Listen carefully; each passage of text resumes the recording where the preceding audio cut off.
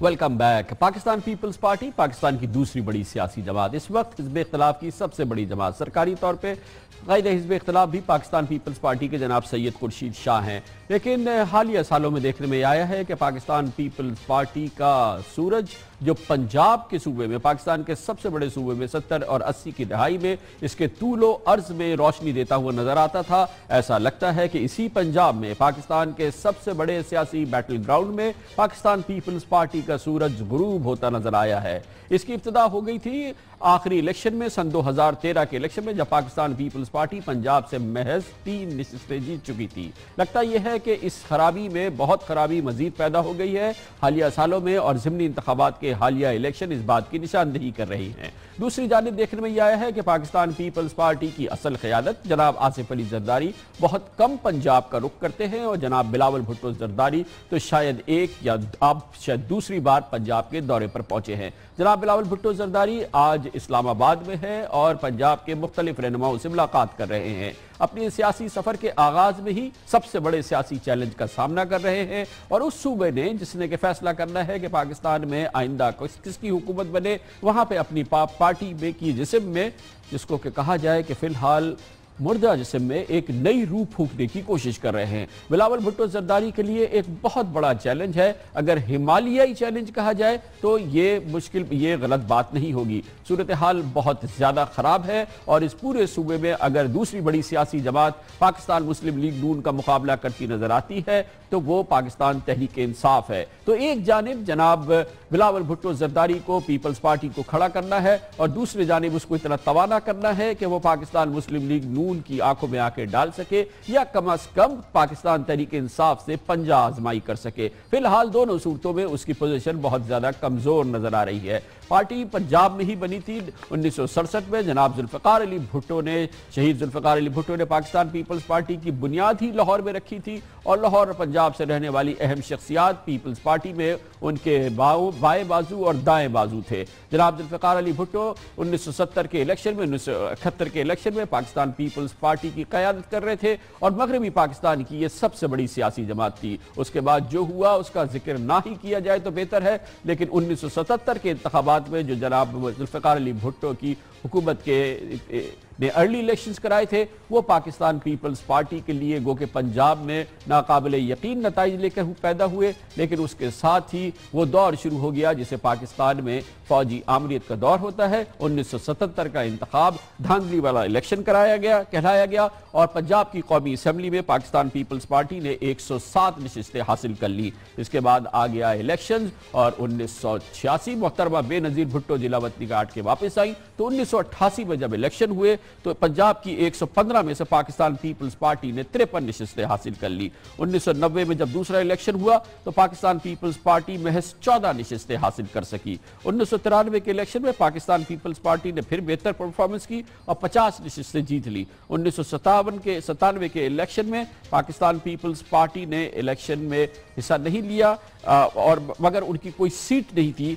2002 में 148 नशिस्तें पंजाब की हो गई कौमी असम्बली की, पाकिस्तान पीपल्स पार्टी ने 36 नशिस्तें हासिल की, और 2008 में पीपल्स पार्टी ने 148 में से 44 नशिस्तें हासिल की, और 2013 में 148 में से महज पीपल्स पार्टी गुज़िश्ता इलेक्शन में सिर्फ 3 नशिस्तें हासिल कर सकी। और इसके साथ ही गो कि पाकिस्तान पीपल्स पार्टी ने धांधली का इल्जाम लगाया, लेकिन इस बात में किसी को शक नहीं है कि गुज़िश्ता हुकूमत में पाकिस्तान पीपल्स पार्टी की परफॉर्मेंस, पाकिस्तान पीपल्स पार्टी की हुकूमत की परफॉर्मेंस ऐसी ही थी कि उसे 3 ही नशिस्तें मिलती। सिर्फ 3 कौमी असम्बली की नशिस्तें लेने के बाद भी पाकिस्तान पीपल्स पार्टी पंजाब में कोई सरगर्मी दिखाती नजर नहीं आई, बल्कि वाज़ेह तौर पे ये लगा कि उसने अपनी ये शिकस्त तस्लीम कर ली है, और इस बात को भी तस्लीम कर लिया है कि अगर उसकी कोई जगह है या उसके कोई हल्के हैं तो वो अंदरूने सिंध ही है, और ऐसा लगा कि उसने पंजाब को खुला छोड़ दिया। जनाब आसिफ अली जरदारी को अपना वो वादा भी याद नहीं रहा जो उन्होंने सदर की हैसियत से पंजाब के अवाम से किया था जब वो अपने 3 में से दूसरे दौरे पर लाहौर पहुंचे थे।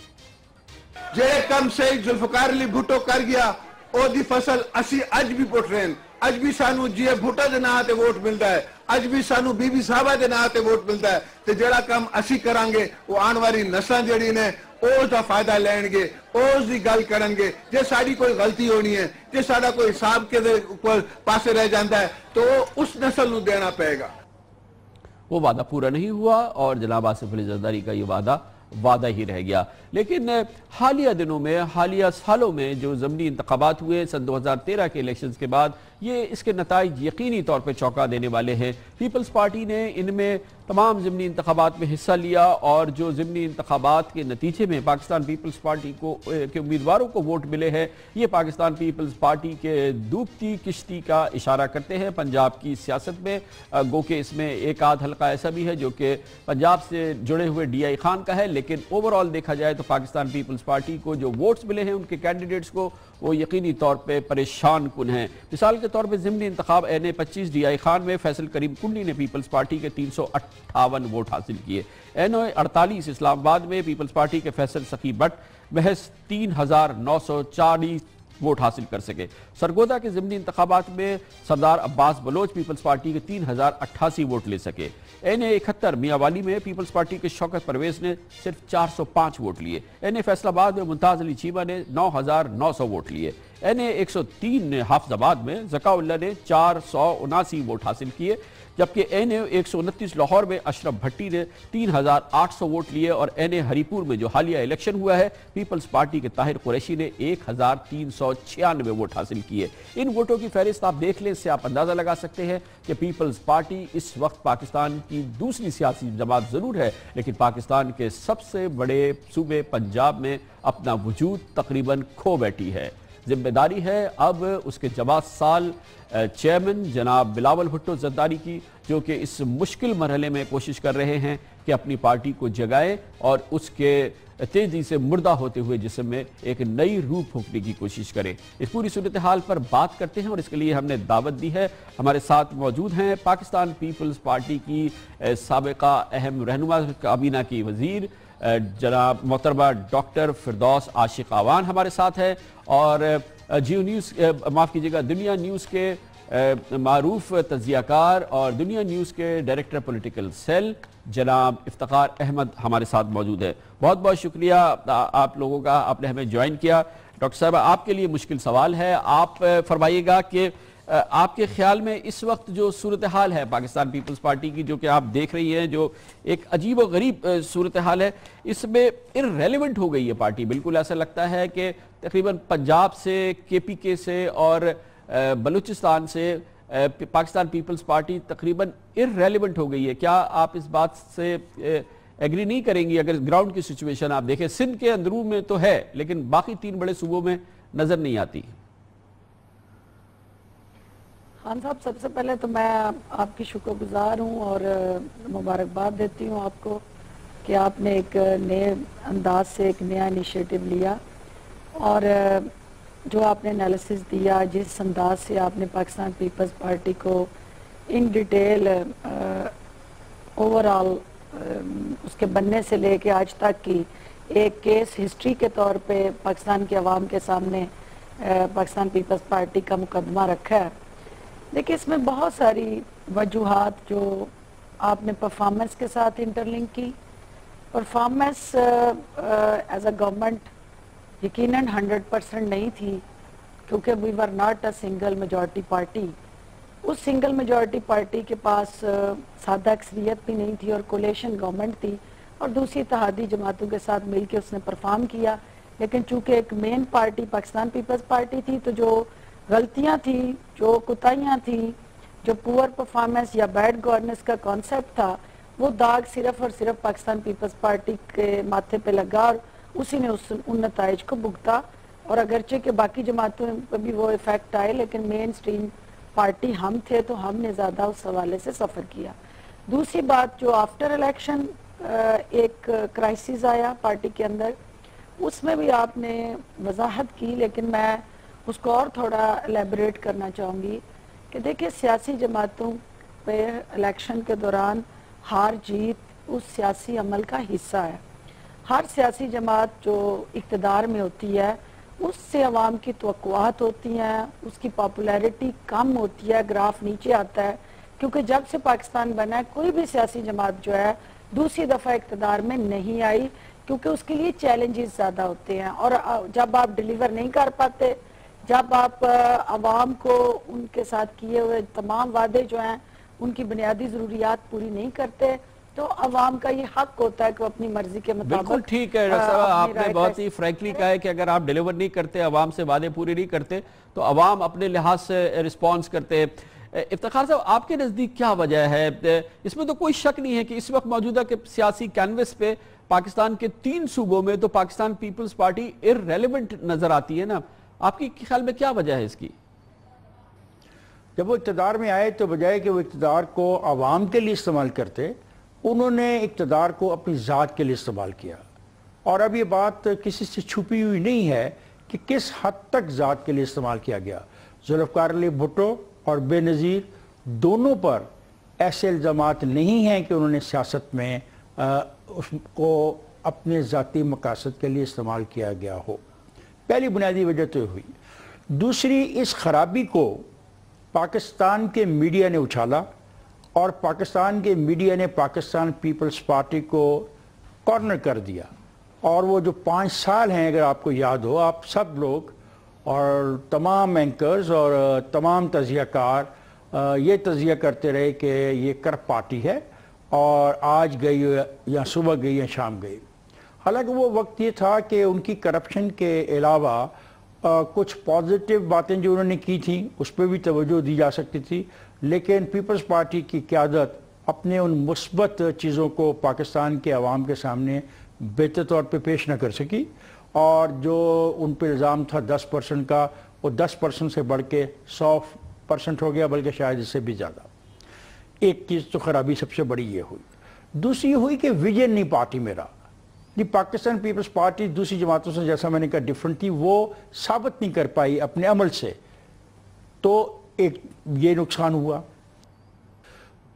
और ये था कि 5 साल, दूसरा दबाव ये था कि 5 साल में उन्होंने दोबारा तंजीम। डॉक्टर साहब, आपको मैं इसमें शामिल करना चाहूंगा। ये बताइएगा कि पिछले कई सालों से हम ये देख रहे हैं कि पाकिस्तान पीपल्स पार्टी की जो अमली और अवामी सियासत होती है ये 2 रोज तक महदूद हो गई है। एक 4 अप्रैल को और एक 27 दिसंबर को 2 जलसे होते हैं लाड़काना में के करीब, और उसके बाद अवामी जलसे होते हैं, और उसके बाद कई महीनों के लिए ये पीपल्स पार्टी की अवामी जो सियासत का जो सूरज होता है ये डूब जाता है, और फिर 4 अप्रैल को और 27 दिसंबर को निकलता है। ये 2 दिन की अवामी सियासत के किसी पार्टी को चला सकती है, इसकी क्या वजह है?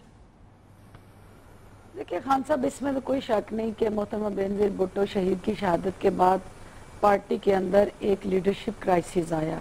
जनाब आसिफ अली जरदारी साहब को पार्टी का को चेयरमैन के तौर पे सामने तो लाया गया, लेकिन को चेयरमैन के तौर पे जो एक लैंडस्केप, पॉलिटिकल लैंडस्केप था जिसमें स्पेस गेन करनी थी पार्टी ने और पार्टी की तंजीम साजी होनी थी, पार्टी के अंदर आपने एक ऐसा एहतसाब का अमल शुरू करना था, परफॉर्मेंस ओरिएंटेड, मेरिट ओरिएंटेड आपने अपॉइंटमेंट्स करनी थी विद इन पार्टी, वो हमने 5 साल में भी ना की। और इलेक्शन के बाद भी आज 3रा साल हो गया हमें उस शिकस्त के बाद जो सियासी जमातें इक़्तिदार में अपने वर्कर्स को, अपनी तंजीमों को और अपनी निचली सतह के नेटवर्क को स्ट्रेंथन नहीं करती, वो इलेक्शन में तो जिस तरह के नताइज आए वो एक नेचुरल रिस्पांस था, लेकिन उसके बाद दूसरा अलमिया हमारे लिए ये हुआ कि हमने अपनी गलतियों से सबक नहीं सीखा। हमने इलेक्शन हारने के बाद भी इसका तयन नहीं कर पाए कि हमारे साथ जो हुआ, एक स्टेटमेंट तो हमारी क़यादत की तरफ से ये आई कि ये आरओज़ इलेक्शन थे, एक तरफ हम कह रहे हैं कि ये रिग्ड इलेक्शंस हैं, ये मैनेज्ड इलेक्शंस हैं, ये इंजीनियर्ड इलेक्शन है, ये धांधली ज़्यादा इलेक्शन है। उसके बाद हम अपनी स्टेटमेंट को बजाय इसके कि पब्लिक के अंदर सेल करें और आर्गूमेंट से, लॉजिक से हम जुडिशल कमीशन के अंदर जाके वो तमाम हकायक और सबूतों के साथ इलेक्शन कमीशन के सामने रखें, ये करने की बजाय हम वहाँ पे पार्लियामेंट के अंदर जो सिंध से हमारे मुंतहिब हुए भाई हैं या बहनें हैं, वो पाकिस्तान की सियासत के अंदर इस हद तक मैनोवरिंग करते हैं कि वो ये भूल जाते हैं कि सबसे बड़ा सूबा जो है वो पंजाब है, और पंजाब के जो पॉलिटिकल डायनामिक्स हैं वो टोटली डिफरेंट हैं। सिंध की पॉलिटिक्स जो है वो भुट्टो खानदान, भुट्टो फैमिली और शहीदों की कब्रों के गिर्द घूमती है। जो पंजाब की पॉलिटिक्स है वहाँ के अंदर आपको पार्टी परफॉर्मेंस और पार्टी लेबल्स, वहाँ बरादरी सिस्टम है, वहाँ पे आपका अपना भी एक सेल्फ रिस्पांस और लोगों के साथ पार्टी की सतह पे ओनरशिप है। लीडरशिप को एक नेटवर्क देना है। तो बदकिस्मती ये हुई कि बाकी तीनों सूबों में इंक्लूडिंग पंजाब ये तासुर गया कि ये पार्टी लावारिस हो गई है, यहाँ पे ओनरशिप का फुकदान आ गया है। और खान साहब अगर घर के अंदर घर का सरबराह ना हो तो वो घर नहीं चलता। ये तो एक पॉलिटिकल पार्टी है, इसमें तो आपकी क़यादत को सामने आके फेस करना है। हम लोग जो वर्कर्स हैं या हमारे जैसे बाकी लोग जो अवाम के साथ, मासेस के साथ लिंक्ड अप हैं, वो लोग, उनकी मजबूरी ये है कि उन्होंने अवाम के अंदर रहना है, उनके साथ जीना है, उनके साथ मरना है। इलेक्शन के नताइज कुछ भी हूँ, मुझे रिजर्वेशन हो सकती है। आपने खुद अपने प्रोग्राम में मेरी सीट के हवाले से प्रेडिक्शन की थी कि इस हल्के में मैं जीतूंगी, लेकिन मेरी रिजर्वेशन अपनी जगह है, लेकिन मेरी पार्टी को मेरे साथ खड़ा होना चाहिए, मेरी आवाज में आवाज बुलंद करते हुए। अगर इलेक्शन का आपको जरा इनको इफ्तिखार साहब ये फरमाइएगा, जो मेरी ऑब्जर्वेशन बेसिकली देखा ये गया कि जो अवामी नौयत की सियासत होती है पाकिस्तान पीपल्स पार्टी की, पब्लिक सियासत, ये 2 दिन तक महदूद हो गई है। 4 अप्रैल को और 27 दिसंबर को जुल्फ़िकार अली भुट्टो साहब की शहादत और बेनज़ीर भुट्टो की शहादत। इसके अलावा फिर अवामी सियासत में पाकिस्तान पीपल्स पार्टी कहीं नजर नहीं आती, पंजाब में तो दूर दूर तक नजर नहीं आती। ये 2 रोजा अवामी सियासत क्या पार्टी चला सकती है? इसकी जिम्मेदार पीपल्स पार्टी की क़यादत है। जब आप अपनी पार्टी को ऑर्गेनाइज न करना चाहें, जब अपनी पार्टी को यूनियन काउंसिल की सतह पर न ले जाना चाहें, आप ये फैसला न कर पाएँ कि आपके ये इलेक्शन कौन लड़ेगा, आपके एमपीएस कौन हैं, आपके एमएनएस कौन होंगे, आपका आवाम से राब्ता बिल्कुल कट जाए, आपका राब्ता आवाम से सिर्फ टेलीविज़न के ज़रिए हो, आप जुलूस ना कर सकें, आप जलसा ना निकाल सकें, आप उनकी खुशी और गमी में शरीक ना हो, तो फिर कैसे सियासी जमातें चलेंगी? फिर सियासी जमात नहीं चल सकती इसके बगैर। हर सियासी जमात की जो ताकत है वो उसके वर्कर्स होते हैं, जो तहसील में होते हैं, गांव में होते हैं, शहर में होते हैं, मोहल्ले में होते हैं। और वो क्यों होते हैं? उनका मकसद क्या होता है? लूटमार करना? नहीं, ऐसा नहीं होता। लेकिन आपने अगर अपनी पार्टी के अंदर कल्चर लूटमार का डाल दिया हो तो फिर बदकिस्मती है कि वर्कर भी उस ख्वाहिश का शिकार हो सकते हैं।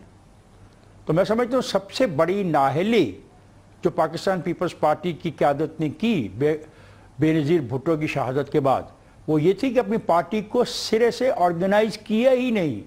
आप मुझे कोई भी बताएं बड़ा कन्वेंशन जो बेनज़ीर की शहादत के बाद पाकिस्तान पीपल्स पार्टी ने किया हो, जिसको वर्कर्स कन्वेंशन का नाम दिया जा सके। देखें, इसके बगैर सियासी जमातें नहीं चलेंगी और ना चल सकती हैं। और नतीजा क्या हुआ कि वो लोग आए जिनका पीपल्स पार्टी से कोई ताल्लुक ना था, यानी कि आसिफ जरदारी के करीब तरीन जो लोग थे उनका उस पाकिस्तान पीपल्स पार्टी से कोई ताल्लुक नहीं था जो जुल्फ़िकार अली भुट्टो की थी या वो बेनज़ीर की थी। बहुत बहुत शुक्रिया जनाब इफ्तिखार अहमद साहब। मोहतरमा डॉक्टर फिरदौस आशिक आवान, पाकिस्तान पीपल्स पार्टी का एक हम एक्सरे कर रहे थे मौजूदा सूरत हाल में। पाकिस्तान पीपल्स पार्टी का वो चमकता हुआ सूरज जो 70 और 80 की दहाई में ख़ास तौर पे पाकिस्तान के सबसे बड़े सूबे पंजाब में चमका था, अब वहाँ पे ये सूरज गुरूब होता नज़र आया है। आज बिलावल भुट्टो जरदारी वहाँ पहुँचे हैं। कोशिश उनकी ये है कि पाकिस्तान पीपल्स पार्टी को दोबारा ज़िंदा करें, अब उसके पैरों पर खड़ा करें। बहुत बड़ा टास्क है इस जवां साल पीपल्स पार्टी के रहनुमा पर, जिसके पास इख्तियारात की भी बहुत कमी है। अगर ये कहा जाए कि महदूद तरीन इख्तियारात है तो फिर ये काम और मुश्किल हो जाएगा। लेते हैं कमर्शियल ब्रेक और उसके बाद जिक्र करेंगे कराची का, जहाँ की सड़कें, जहाँ की शाहराएँ, जहाँ की गलियाँ कूड़ों के अंबार में बदल गई हैं। वज़ीर आला सैयद कायम अली शाह इस मामले पर भी कुछ तवज्जो नहीं दे पा रहे। ये पाकिस्तान के सबसे बड़े शहर के लिए एक बहुत ही ख़तरनाक और ख़राब तरीन सूरत हाल है। इसका एक जायज़ा आपको देंगे कमर्शियल ब्रेक के बाद।